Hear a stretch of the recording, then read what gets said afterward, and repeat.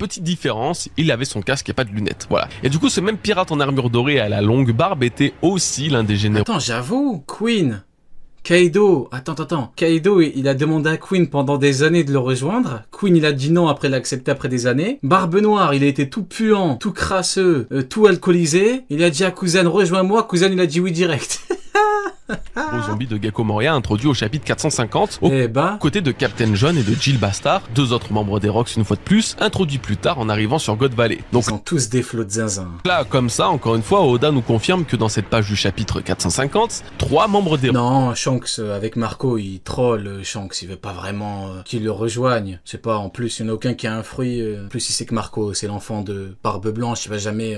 Non, je pense que... Hein, il en a rien à foutre, il rigole avec lui. Rocks ont été teasés, voilà. À moins qu'il veuille vraiment, mais honnêtement, ça m'étonnerait, quoi. Rien que ça. Du coup, il en reste un dernier qui ne doit sûrement pas être là par hasard, et si le flashback de Chebek a le bonheur de continuer, on découvrira peut-être qu'il a lui aussi fait partie de l'équipage des Rocks lors de leur création sur la ruche. Autrement, concernant Gansui, on n'a pas énormément de choses à dire, si ce n'est qu'il est bien plus gros que la normale, rivalisant en taille avec Barbe Blanche, peut-être qu'il s'agit là d'un boucanier, pourquoi pas. Son nom fait référence à un poisson. Il parle duquel, là? Avec Barbe Blanche, peut-être qu'il s'agit là d'un boucanier. C'est qui le boucanier? Si ce n'est qu'il est bien plus gros que la normale. Lui là, Gansui, un boucanier. Rivalisant en taille avec Barbe Blanche, peut-être qu'il s'agit là d'un boucanier. Son nom fait référence à un poisson, le Plotosus japonicus. Rien à tirer de particulier de ce côté-là, si ce n'est que c'est le deuxième membre des Rocks à être inspiré d'un poisson après H d'argent, qui est lui-même un poisson abyssal. D'ailleurs, vous noterez que H d'argent n'est Un poisson quoi, Goji? d'un poisson comme le miroir de Kizaru? Après H d'argent, qui un quoi? est lui-même un poisson abyssal. C'est bien ce que j'ai entendu. D'ailleurs, vous noterez que introduit dans ce chapitre, probablement car Chebek ne l'avait pas encore recruté dans son équipage. Pour Gansui, pour l'instant, rien à rajouter de plus, si ce n'est que nous voyons enfin... J'aime bien Gansui, vrai flow. Pour la première fois, le visage de celui qui sera transformé 50 ans plus tard en zombie par Gecko Moria. On passe à Marlon. Alors Marlon, c'est giga intéressant parce qu'on peut avoir un vrai recul sur ce perso. En effet, c'est un gangster de West Blue. Son look de mafieux rappellera inévitablement Capone Badge. Moi, au plus... perso. En effet, c'est un gang... Au plus je le regarde, au plus je me dis Shiryu les mecs. Hein. Plus je me dis daron de Shiryu. Hein. Pourquoi? Il a le même foutu menton, il est classe de ouf, il est froid, il fume un gros cigare, il y a un monde où, en vrai de vrai... En vrai de vrai. Maintenant, ça peut être le père de Capone Bégué, hein, voilà. Mais bon. Gangster de West Blue. En vrai de vrai. Son look de... Je dis pas que, mais en vrai de vrai, le menton, il est long comme un indie. Mafieux rappellera inévitablement Capone Badge, venant aussi de West Blue. Petit rappel, mais à l'origine, 5 clans se partageaient le contrôle de la mer, sauf que le frérot Badge, qui en faisait partie lui aussi... D'ailleurs, peut-être que Garp a combattu et battu Don Marlon à God Valley, et du coup, Shiryu a vengé le daron alors qu'il était pas au courant. Il avait une réputation de Le mec qui force. En vrai de vrai. Véritable fou furieux au point où il a supprimé tous les chefs de clan de West Blue, non pas pour récupérer leur territoire, mais juste pour voler leurs biens précieux. Après ça, il a quitté West Blue pour devenir pirate, car il était constamment menacé par tous les ennemis qu'il s'était créés. Normal, j'ai envie de dire. Et donc tout ça, ça fait plus de 42 ans, tout colle assez bien pour que Marlon et lui soient liés, peut-être même par le sang. Ouais, en vrai, pourquoi pas, hein. Daron, oncle, ça me rappelle un petit peu Ushimaru, un tel. On avait vu, il avait la même gueule que Zoro, tout le monde était là en mode père de Zoro. Oda il a attendu, après il a dit non, c'est l'oncle de Zoro. Oda il aime trop. Ça, moi je vous dis, Oda il aime trop rire. On va mettre de côté Gotti et Vito de l'équipage de Badge, car justement tous les deux sont des mafieux de West Blue également, mais surtout Gotti a un petit air de ressemblance avec Marlon. Non, sa grosse calvitie là, non. Que n'a pas Badge, tandis que Vito serait s'il te plaît, inspiré de Vito Corleone dans le film Le Parrain. Et Vito Corleone est joué par l'acteur Marlon Brando. Je veux bien, on rigole et tout, mais par pitié quoi. Marlon, comme ce gangster de l'équipage de Chebek. Donc de l'un ou de l'autre, Marlon a très probablement un lien avec l'équipage de Badge. Voilà tout. Et pour avoir un avis un peu plus large sur lui, je trouve ça vraiment stylé que dans un équipage pirate aussi pur et brut que celui des Rocks, on puisse avoir toutes sortes de catégories de criminels dangereux.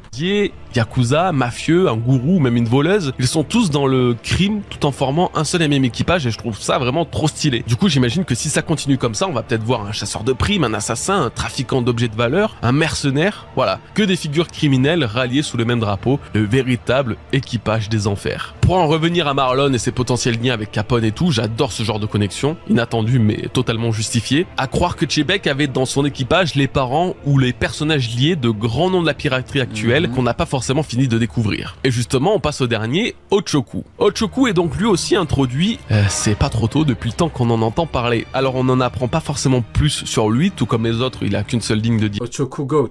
dialogue et... Je rappelle que Barbepoire, pour le pull-up, il a eu besoin de Kobe. C'est pas moi qui le dis, hein. C'est Barbepoire. Votre goat, là. Basta. Par contre, c'est son physique qui nous en dit beaucoup. Mes amis, nous avons très probablement affaire au père de Caribou et de Coribou.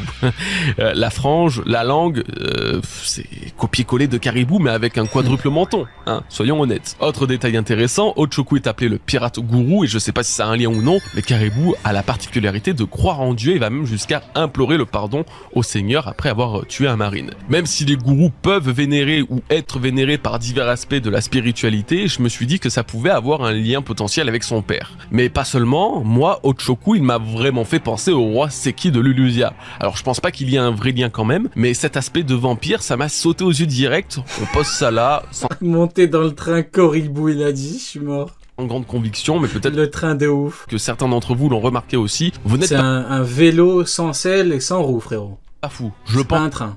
aussi. À moins qu'on soit tous fous, mais bon, bref. Restons sur Caribou surtout, parce que là, ce qui est intéressant, c'est que s'ils sont liés, alors Teach va recruter dans son équipage le fils de celui qui était dans l'équipage de son propre père. Ochoku Chebek, Caribou Teach, parfait parallèle. Reste à savoir si désormais Ochoku avait lui aussi des infos cruciales sur le monde qu'il aurait communiqué à Chebek. Ça expliquerait pas mal pourquoi Caribou a tant d'estime pour Teach, Oh my god, Ochoku, père de Mihawk. que c'est son modèle, peut-être car son père lui aurait Attends. En vrai de vrai. En vrai de vrai, les mecs. En vrai de vrai. révélé sa véritable Il y identité a un truc ou peut-être que je suis fou. Il y a un monde, hein. de fils En vrai de vrai. de Rox, en fait. Car oui, comparé à une bonne partie de l'équipage des Rox, Ochoku, lui, n'est pas mort. Je dis pas que, je dis que, en vrai de vrai. Ou du moins, on ne sait pas encore, mais jusqu'à l'ellipse, il était le chef de la ruche. Dracul Ochoku. Les mecs, Dracul Ochoku. Y a pas un truc là? De vous à moi, y a pas... Pour moi, c'est comme Monkey D. Luffy.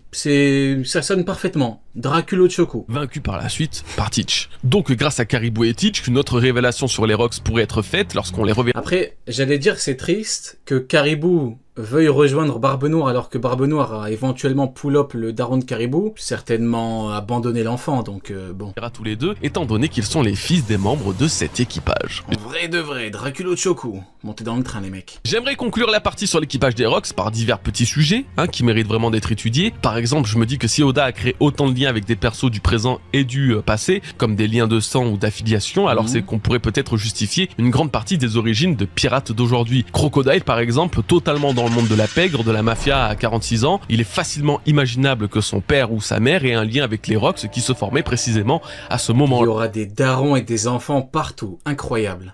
Pareil pour Mihawk et Hanafuda, Mihawk et quoi? et un lien avec les Rox qui se Oh my god, Hanafuda, père de Mihawk? formaient précisément à ce moment. Ace a pull-up le père de Mihawk? Là, pareil pour Mihawk et Hanafuda, le corsaire vaincu par Ace. Mihawk a 43 ans, Ah? donc il est né un an après la formation des Rox, et Hanafuda, lui, est le père d'Ulti et Page One qui ont respectivement 22 et 20 ans. Ça colle très bien avec aussi l'époque Hanafuda, oncle, père de Mihawk?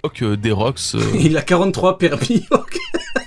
Mihawk, il a 43 pères, je suis mort. Ochoku, Hanafuda. Voilà, c'est dans le thème. Je cherche pas à faire des liens de partout et pour rien, mais juste à vous faire réaliser que ça serait finalement assez compréhensible, en partie pour Crocodile. Lui, il me perturbe vraiment. L'autre qui est en train de me rendre complètement barre. Non mais moi, de vous à moi, je vous jure, j'aime bien. J'aimerais bien que Mihawk, le daron de Mihawk, était dans l'équipage de Xebec. Moi j'aimerais bien, ça peut être sympa. C'est Moria. Alors Moria était né depuis 2 ans quand les Rox ont Le débarqué père de Crocodile, ouais, le père de pas mal de Shibukai, quoi. sur Elbaf. Donc il est totalement assez vieux pour prétendre pouvoir connaître cet équipage, dont Chebek. Et en fait, il faut qu'il soit lié à Chebek et aux Rox. Y a pas le choix, car c'est strictement impossible que ce type ait réussi à récupérer autant de cadavres de membres de Rox sans les connaître. Voilà, impossible. Quel était son but? Pourquoi vouloir tous les récupérer? Moria, par contre, compliqué. Il a pas la tête de l'emploi, le frérot. Hein. Cherchait-il à reformer les Rocks, autrefois le plus grand équipage pirate au monde? Est-ce que Moria était comme Loki un admirateur de Chebec? Et pourquoi Oda a-t-il mis en lien Teach et ce Moria sur la ruche, territoire antique des Rocks contrôlé par le fils de Chebec, si ce n'est pour sous-entendre que, il y a un truc, je sais pas quoi, j'arrive pas à mettre de mots dessus, j'ai trop de questions, mais il y a forcément un bail entre Moria et les Rocks. Et puis en plus, Mais toi, ça ne te dérange pas que tous les grands noms sont des fils de grands pirates? Non, je n'ai rien à foutre. De toi à moi, Non, ça ne me dérange aucunement, aucun problème, non. Pire dans tout ça, c'est que ça fait un nouveau parallèle entre Elbaf et Ton daron il est fort, hein. Après, si t'arrives à devenir fort alors que ton daron est faible, c'est bien aussi, hein, c'est pas... Bark, Il y a des gens, leur daron il est fort et eux c'est des merdes, hein. Donc après, il faut quand même que tu fasses les choses bien. Donc non, j'ai pas de problème, moi, là-dessus. Je vous en parlais récemment avec Imu en vous disant que cette histoire de conférer des pouvoirs et pouvoir les retirer comme elle fait, c'est assez similaire à ce que faisait Moria avec son fruit du démon. Moria, lui qui a introduit justement les géants antiques avec Oz, et que justement, on est en plein dans le sujet sur Elbaf. Là c'est encore pire puisque les Rocks... En fait, je dirais que au-delà de la puissance, le plus important, c'est le chemin que tu empruntes. Quand tu regardes, par exemple, on va prendre garde, tu connais le chemin qu'il a emprunté tout au long de sa vie. Tu en parles pas de puissance, là. Tu vois, Marine, son fils, révolutionnaire, son petit-fils, pirate. Ça, c'est magnifique. Le fils et le petit-fils, ils ont pas suivi la route dégueulasse du grand daron. Ça, j'aime bien.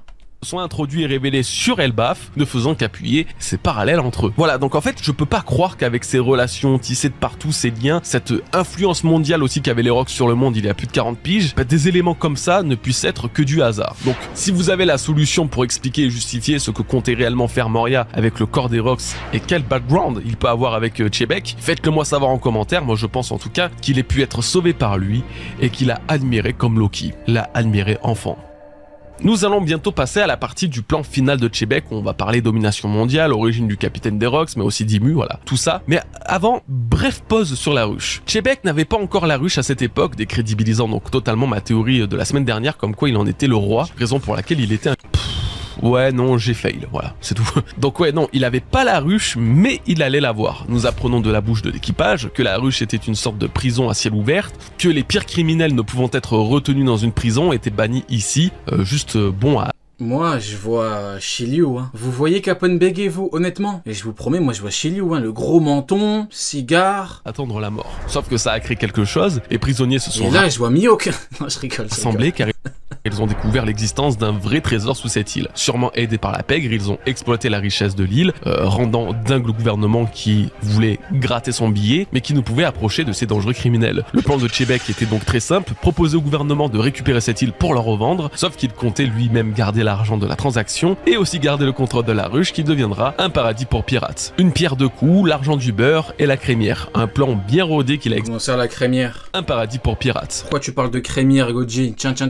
Une pierre de... C'est le mec qui veut le mettre dans la sauce. De quelle crémière est-ce que tu parles, Goji? L'argent du beurre et la crémière. Un plan bien rodé qu'il a... Arrête ça, Goji, gros bâtard. Exécuté à la perfection. Laisse-la tranquille, je rigole. Seulement 4 ans plus tard, décidément, niveau stratégie, ça charbonne dans cette famille. Voilà, cette partie est assez explicite et il n'y a pas besoin d'y passer beaucoup de temps, mais une petite erreur risque de s'être glissée concernant le trésor de l'île. Il faut que je vous l'explique. La crémière, la mère de Mio qu'il a dit. Peut-être que sa mère était crémière et que son père c'est Ochoku, les mecs, montez dans le train. Hein. Car ça change pas mal de choses. En effet, et sauf si je passe à côté de quelque chose, Gansui ne dit pas qu'il y avait un véritable trésor sur l'île, sous-entendant qu'il s'agirait du même trésor mentionné par Gar... Tiens.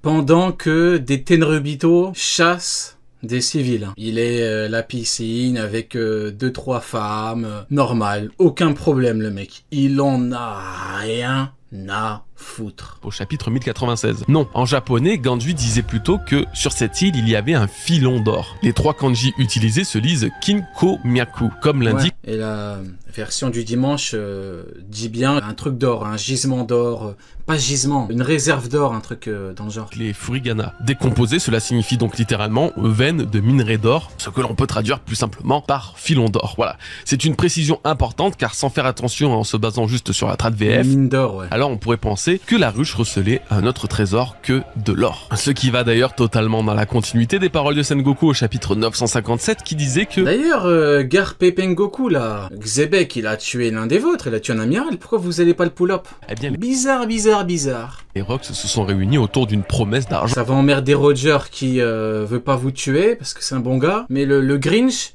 Hein? Lui, l'homme en noir, vous voulez pas l'emmerder, hein? Facile. Effectivement, Chebek Bande de schlag. ayant comme plan de récupérer la fortune de la ruche mais aussi du gouvernement, faisant au passage de lui et très probablement l'un des pirates les plus riches de toute l'histoire de One Piece. Ouais, j'aime bien. Donc voilà, c'est à peu près tout, j'ai pas mal analysé ce chapitre et tous ces petits détails, maintenant vous savez ce qu'il reste à faire, c'est l'heure de venir à l'essentiel, de revenir même à l'essentiel, Chebek et le gouvernement.